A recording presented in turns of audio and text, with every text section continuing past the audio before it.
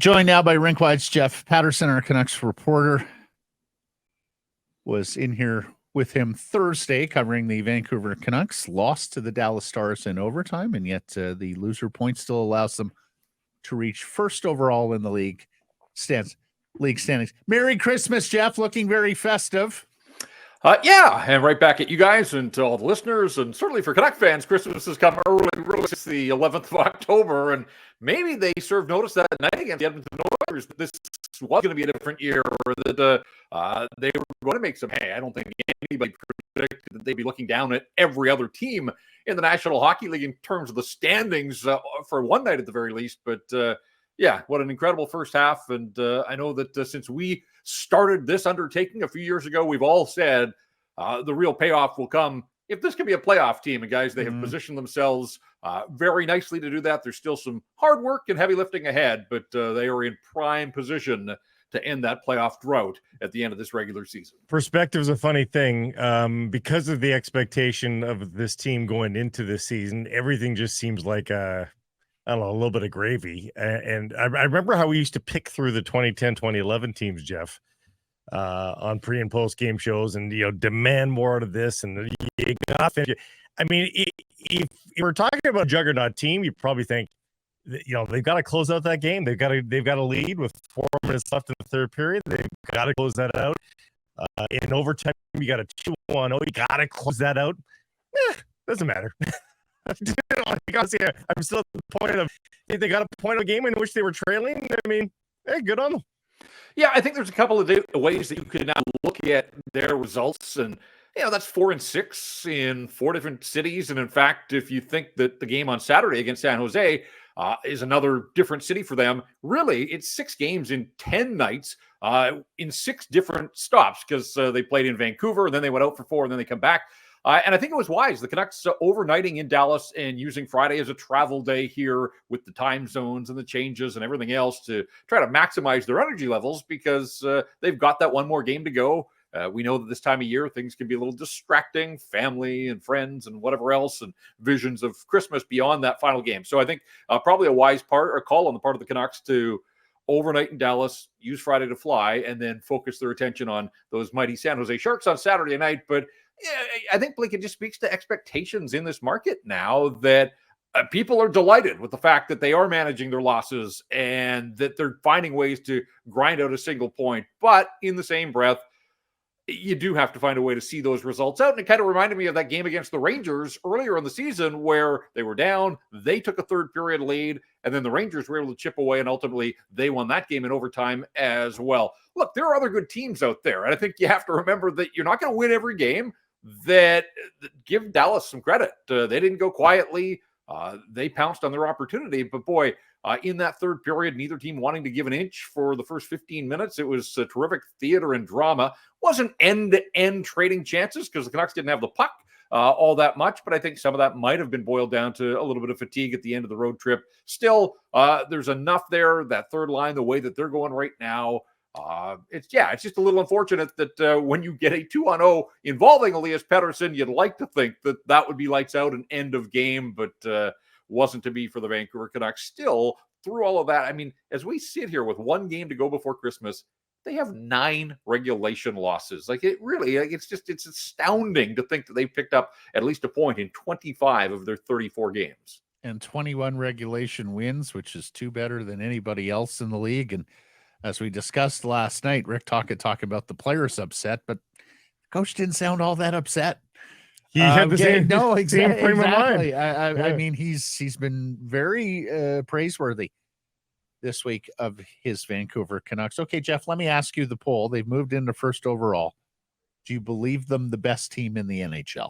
No, not for a second. It has been an incredible run to watch and to be a part of every night after these games on Rinkwide. But I think you just look at their record against the top teams.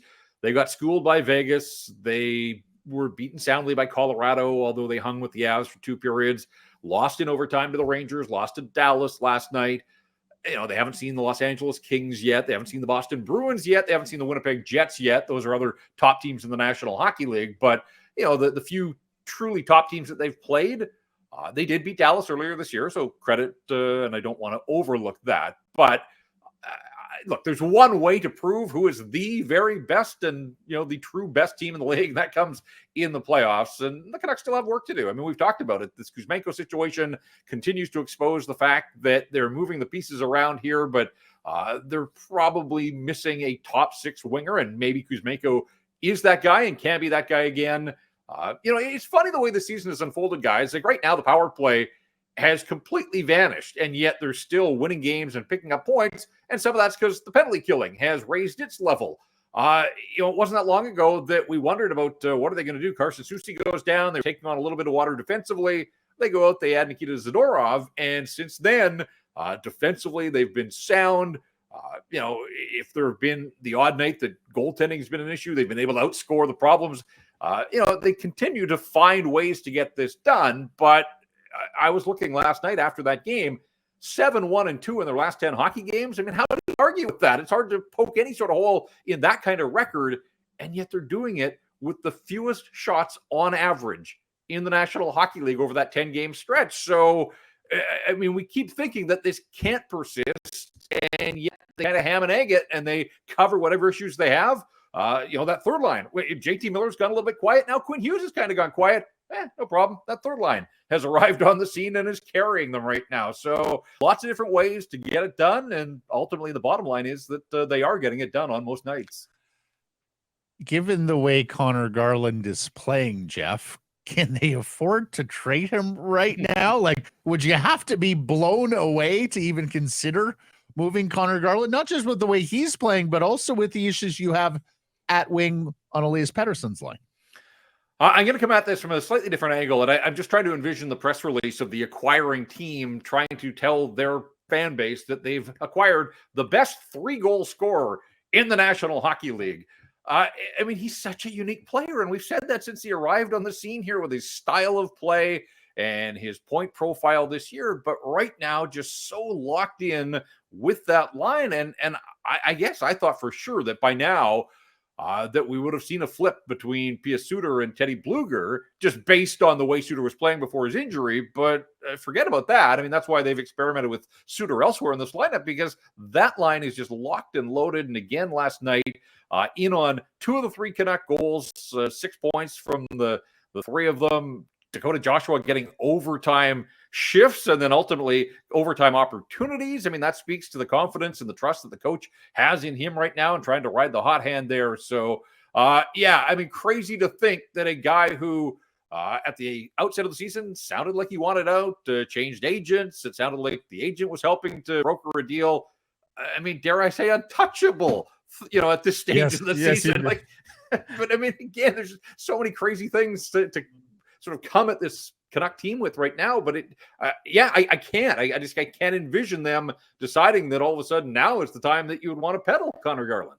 And their production, that line's production, to me underscores some of the depth and balance that this team has that isn't represented in people that poke holes in this team and about the shooting percentage and everything.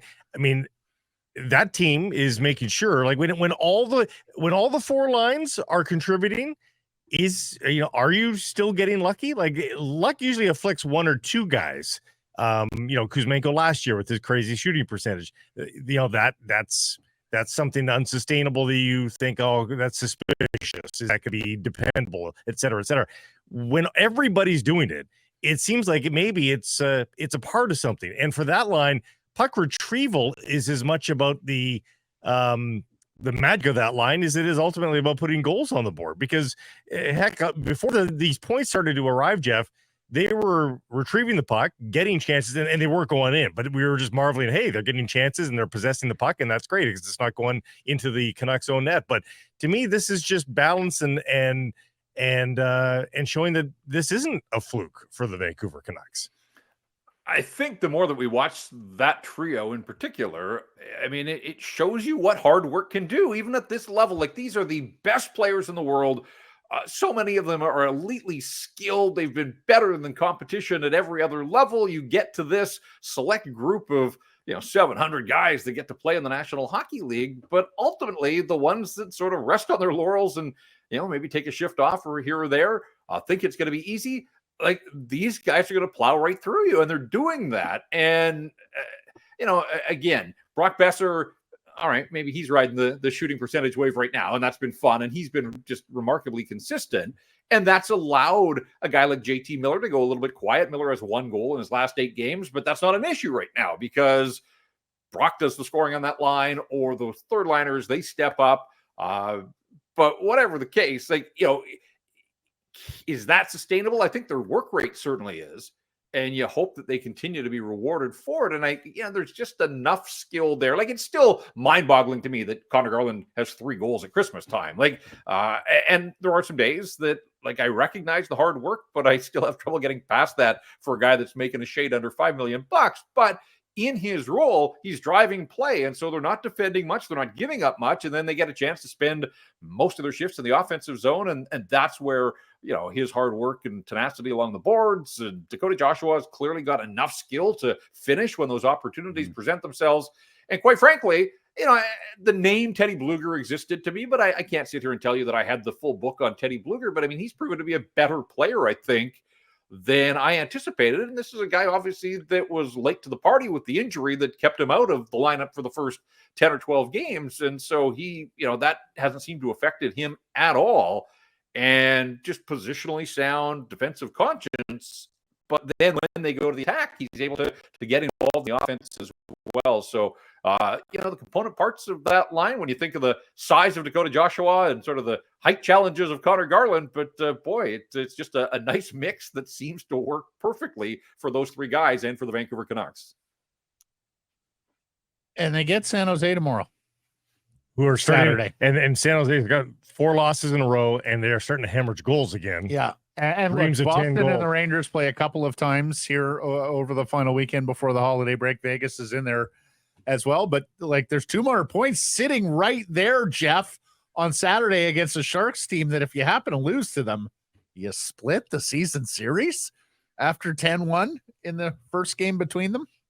Yeah. It's hard to even envision splitting a season series when you've won one of the games 10-1, but all games are essentially equal in the standings. And, the Canucks won the first couple, but the Sharks got them at the tail end of a long stretch. That was part of that story of the loss in San Jose was, I think it was 10 games in 17 nights. And they'd played the night before and played well in Seattle. I don't know if they took their foot off the gas. The Sharks were playing a little bit better. They had found whatever their level was. I think they had found it there in mid-November, but you're right. They seemed to be back to struggling. They, went out, made the trade. They plug in a player like Jack Studnicka that couldn't make the Vancouver Canucks, and he's getting an opportunity. So homecoming for him. Justin Bailey, the former Canuck, has found a home in the National Hockey League yet again. Guy could always fly.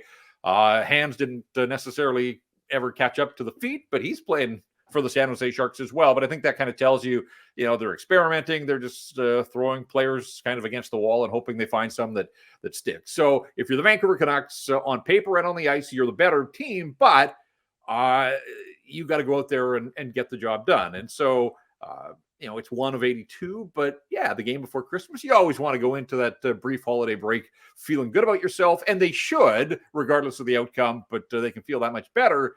And regardless of where they ultimately slot in the standings, if they can get a win against the San Jose Sharks, then they should be able to get that win to go into the Christmas break with a record of 23-9-3.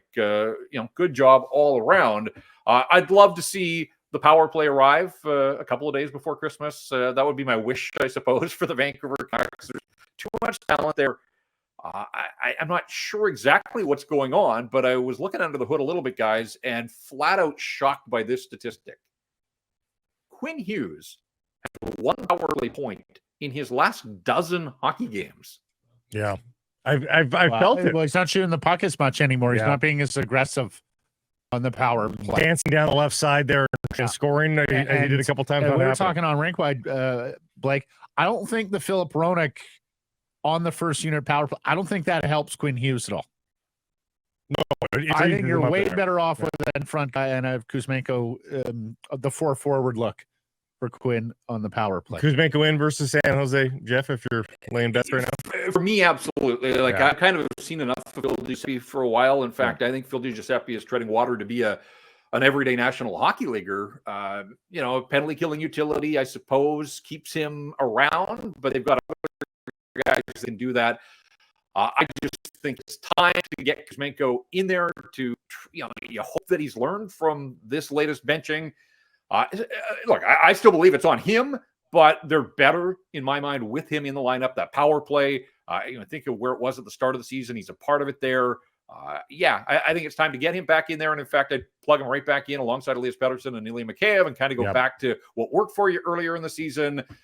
Is it still going to be a work in progress? Yeah, absolutely. It will be. But, whether it's Di Giuseppe, whether it's Nils Amon, those guys are sort of interchangeable parts that could be on your fourth line, but that's where they should be. And Kuzmenko should be helping this hockey club. And particularly, I think, aiding that power play that has just gone a little too quiet, given the talent level that they have at their disposal. You say, how about a power play that gets going for Christmas? I'm thinking of a bigger present. Guys, it's a Friday going into a holiday weekend with some stats coming up. What are you thinking? Elias Pettersson extension. Yeah. Wouldn't that be a Christmas gift? Ron Wilson get a contract extension on Christmas Day? Rings a bell. That does ring a bell. In and around, very close to maybe Christmas Eve or something. Yeah. Well, Brian's working in the PWHL. Right. Yeah. Where's Ron Wilson? Yeah, I don't know. Lastly, where's your shirt? Yeah, I forgot about the shirt. Apologies. Merry Christmas. Scrooge. Plaid always works. Right? Still festive. Yeah. Nice shirt, Jeff. Yes. Great to be a teammate with you in 2023. Thanks for everything. Have a Merry Christmas. Best of the Paterson family. And we're going to catch up next Friday. Yeah, and we'll have Rink Wide for you on Saturday after the Canucks and the Sharks. So one more workday in that regard. But it's been an eventful year on the ice, off the ice for us, for the Canucks, for everybody. So hopefully everybody can just step back, take a couple of days, enjoy it with family and friends. And you're right. We'll save the Happy New Year because we're not quite to that point yet. No, but a Merry Christmas to you guys and to all of the Sekeres and Price listeners and viewers. Happy hour on Sekeres and Price. Today's beer of the day, Yellow Dog's Chase My Tail Pale Ale.